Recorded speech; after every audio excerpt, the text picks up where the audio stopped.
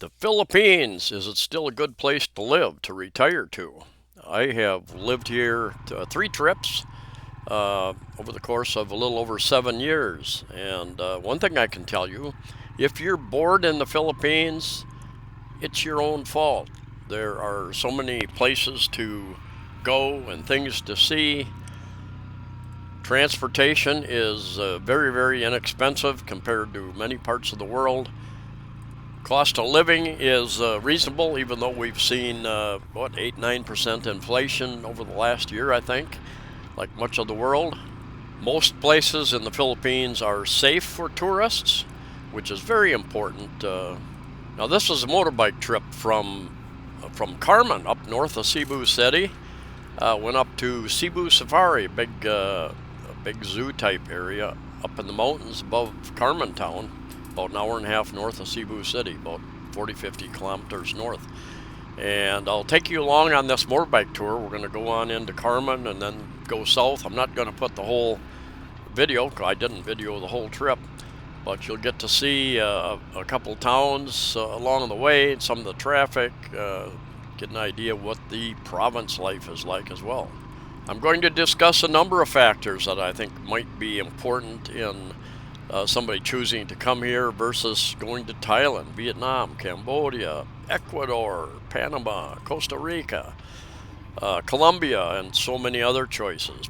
Portugal. I've been getting a. This is the entrance to the Cebu Safari there. Security there, and I've been getting a magazine called International Living for many years, and they do have some articles about the Philippines there, but they cater more to somebody much more wealthy than I am. Somebody's going to buy property or live in the higher end communities generally. They also they make money by setting up tours and seminars and referring you to lawyers and real estate agents and a number of other types of things. But anyway, there's also a number of other resources online and in books about cost of living, they break down, they do surveys, they break down countries and cities by cost of living, by education, by cultural issues, medical, hospitals, schools, literacy. They all rate them, and they give. You and I have our own priorities, things that we're interested in. These organizations, magazines that put together those lists, well, it's not the same type of list that you're going to make. So while it is interesting to read what they compile and their conclusions, it often doesn't line up with your priorities and your interests. I first came here in 2015 and started doing videos shortly after that.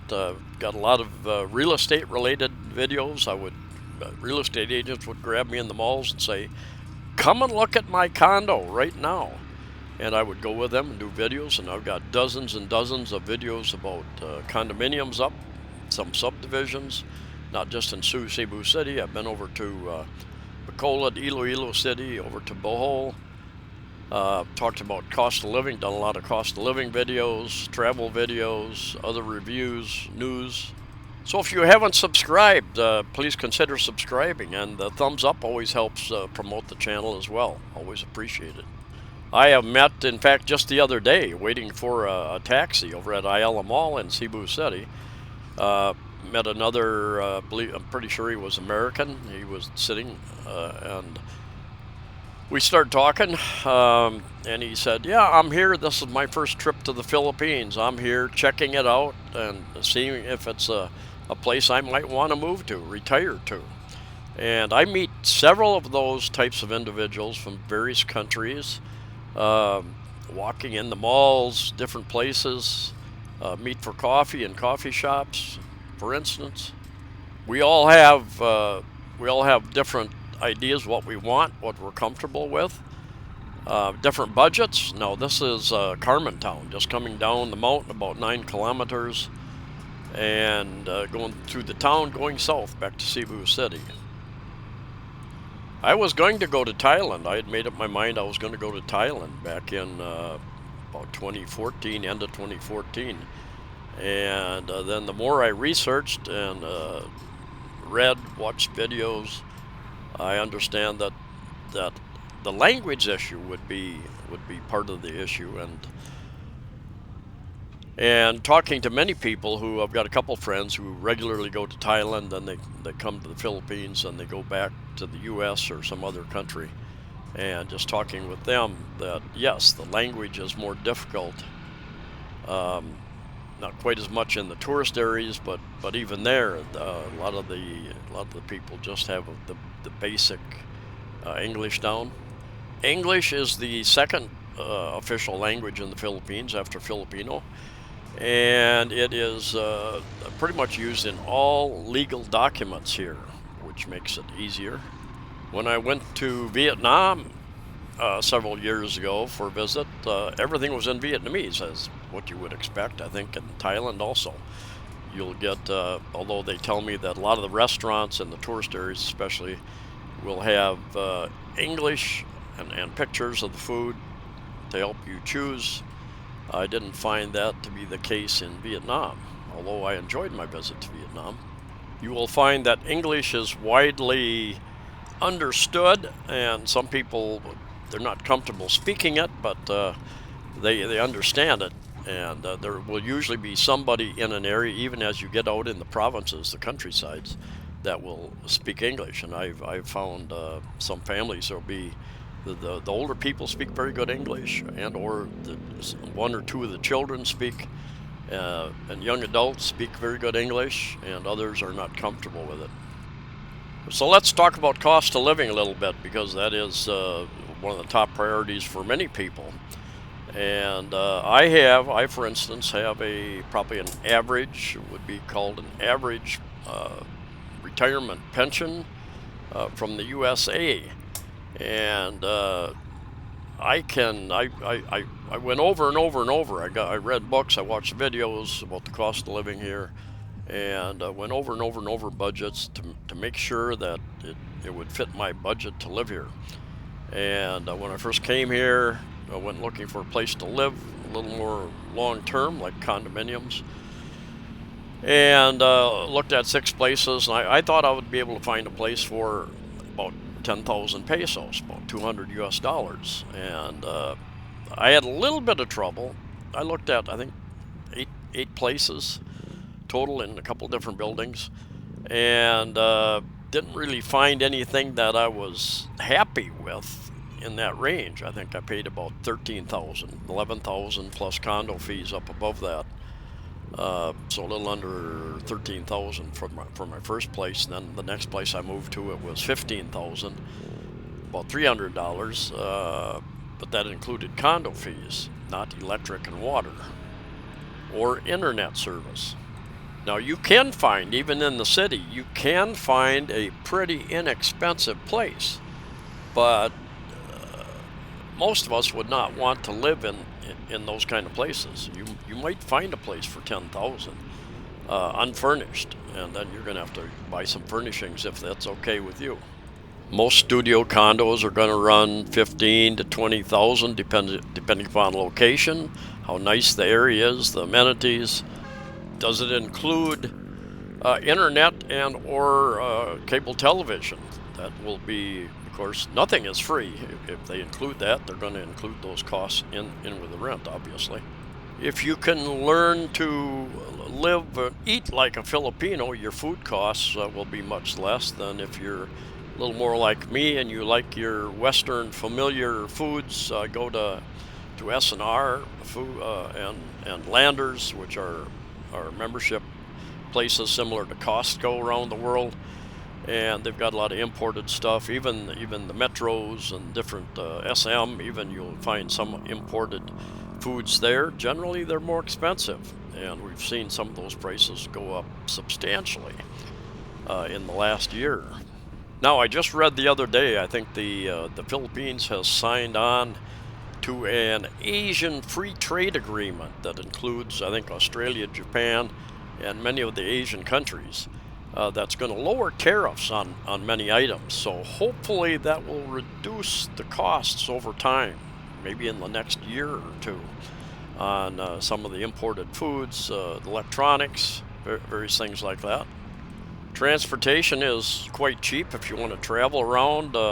Got many options. We were quoted by a taxi to take from Cebu City about 50 miles up here, a little over an hour and a half. Quoted us 1,500 pesos, about $30. That might get you a few blocks in a lot of the big cities in the U.S. The bus trip we took up here, and we got here too late. We couldn't get in the park about a month ago. That bus trip was 94 pesos, less than $2. There again, a little over an hour and a half ride. Now you've got medical, which is generally pretty reasonable. Office calls, I've paid anywhere from $350 up to $800 tops for a consultation with a specialist here, and even having some surgery on my leg. When I first came here, I had an infection that started in Los Angeles, and after a week here, it got worse and worse, and I had to get that cut open, and I think it cost me total less than $3,000 or $4,000 with antibiotics and all the surgery and everything else. That's 3,000 or 4,000 pesos. Your biggest expense could be your relationship if you get into a relationship here, because it said here and some other Asian nations that if you have a relationship, if you get married here, you're marrying the family, and you're expected to help provide for the family and those types of things. And I've heard a number of those kind of stories.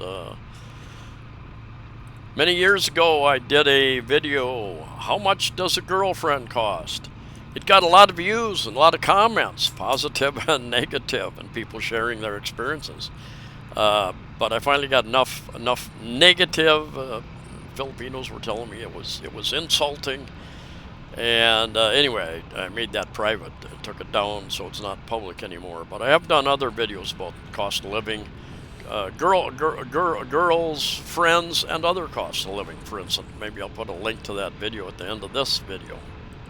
Depending upon where you live, you might be involved with an expat, a foreign community, and you may spend some money going out to dinners, going out for drinks, whatever. From time to time, that can be an expense, obviously.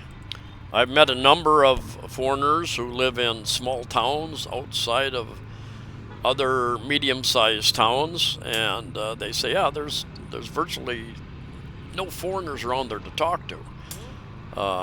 So if you can converse with your significant other on a certain level, that's great. Other people in the communities.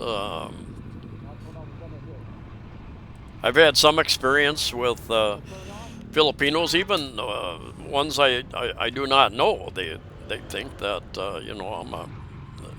I should help. I should help pay for some of their monetary issues and stuff. And especially if you're on a tight budget, even a medium budget or even a larger, you need to keep control of your money. And I know a couple of cases where foreigners have turned their money, and in a couple of cases they've turned over the management of the business and all the money going in and out, and they've got stung pretty bad by that. So my advice is to stay in control of your money, whether it's here or anywhere. One thing I really like about the Philippines is the freedom that I feel here. It kind of feels like when I was growing up as a kid and even into college years in America. Now there are so many laws about everything that not only that, but like the USA has just an enormous number of law enforcement people, and I support law enforcement, but sometimes they get a little carried away with wanting to pull you over for very little things. You rarely see that type of thing here. Number one, they have a lot less traffic police, other type of police per capita, I believe. But in the USA, you couldn't get away with a bunch of people riding in the back of a pickup now, the way I did in my early years. And except for these last 2.5 years, basically, with travel restrictions and checkpoints and quarantine and, cards and all this kind of thing, travel has been pretty free.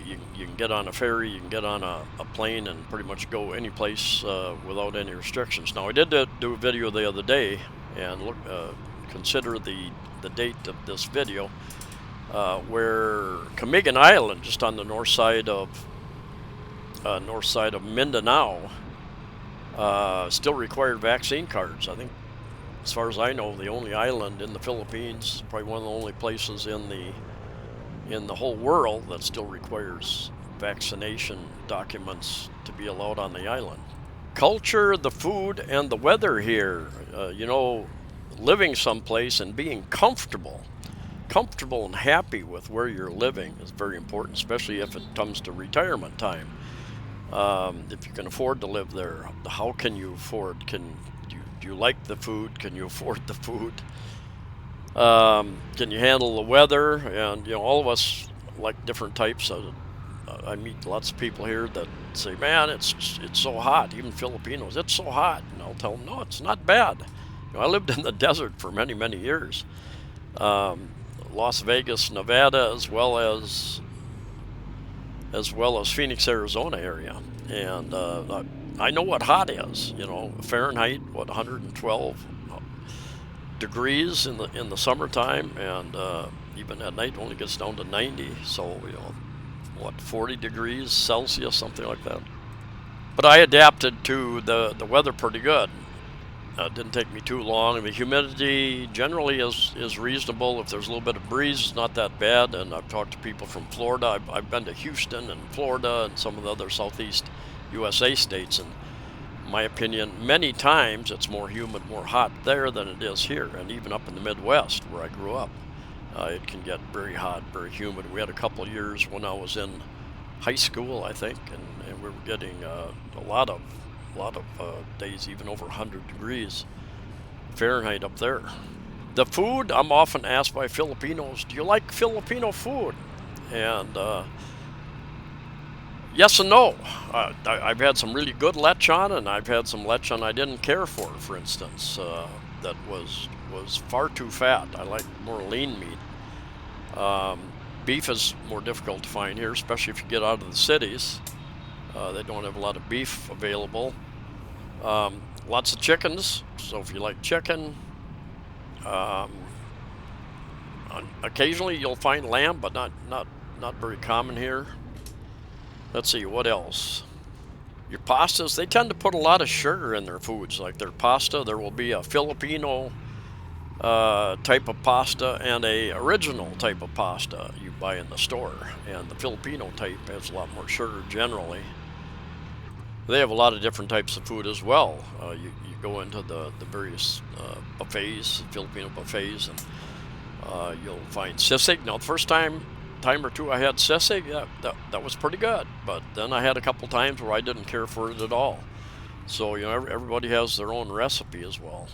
Shopping in the markets and such, we can buy potatoes. I often get sayote, which is a little bit healthier, similar to a potato, but a little bit healthier than potato. The culture, that's a broad topic. It tends to be, I think, a little noisier than. Look out, guy! The guy was talking to somebody else and pulled right out in front of me.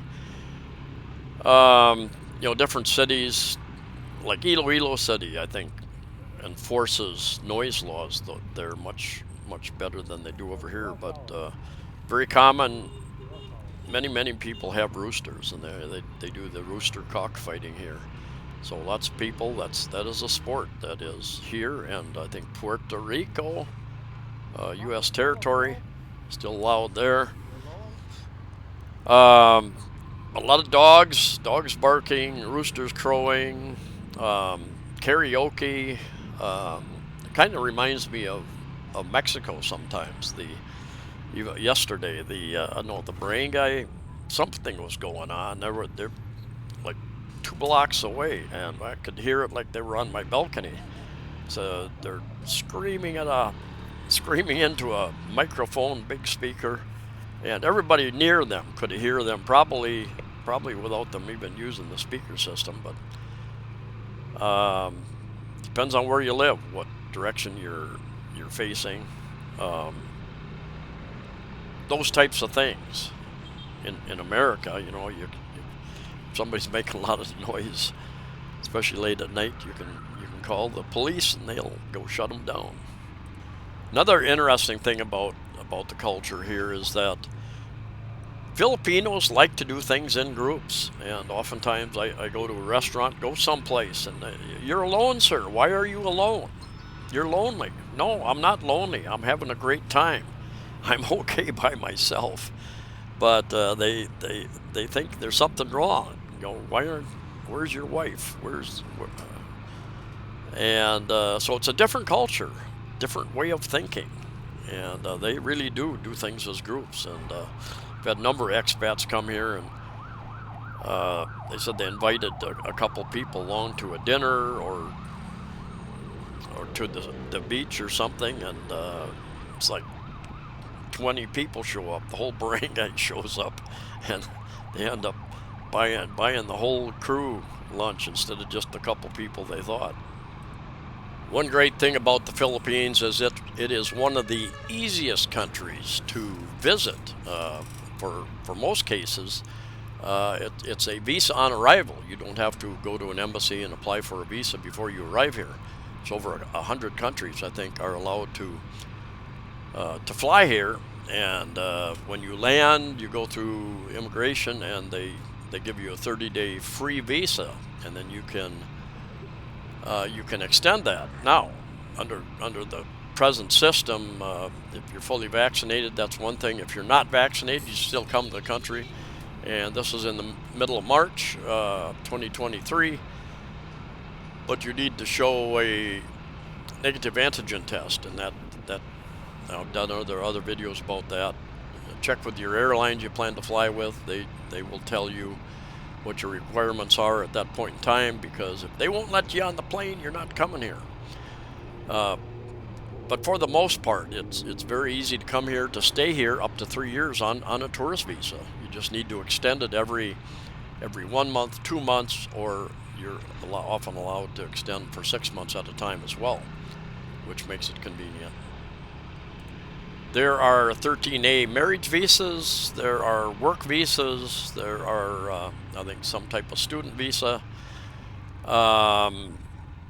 retirement visas, SRRV, retirement visas, investment visas, a few other visas as well. I use JRC, Visa Consultancy, to handle my stuff, and I'm the type of person who usually likes to do that stuff by myself, but they make it so much easier for me. I hand them the stuff. I have better things to do, to spend my time, and I give them the information. They go take care of it, bring it back to me. I sign whatever I need to sign. It's done. They have offices in Cebu City and Moal Boal, over on Panglao Island, Bohol. I think they've got an office in Angeles City now, as well as Manila, I think. And where else? A couple other cities as well, I believe. I'll put a link in the first comment. I pin some information in the first comment of every video, and it's got my email and a couple other things. I've got a PayPal and a buy me a coffee type thing there, as well as a link to JRC Visa Consultancy.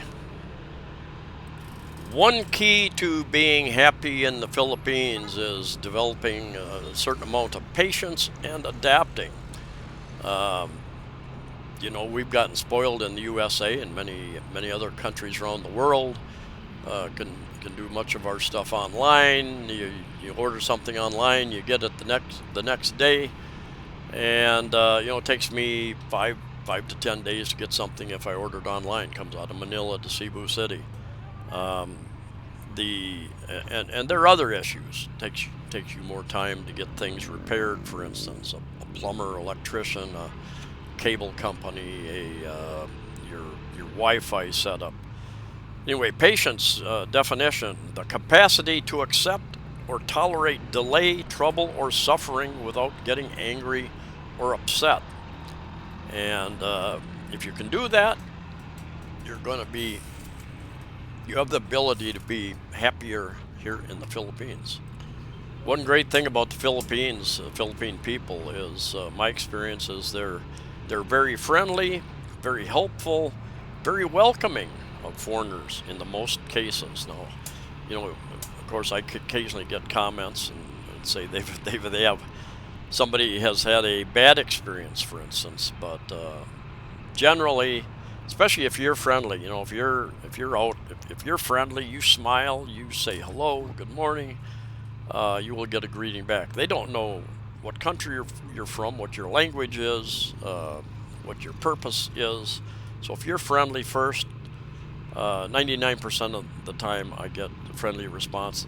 I've had people stop from whatever they're doing and want to have a discussion about something. Stop and take interest in what I'm doing, where I'm going.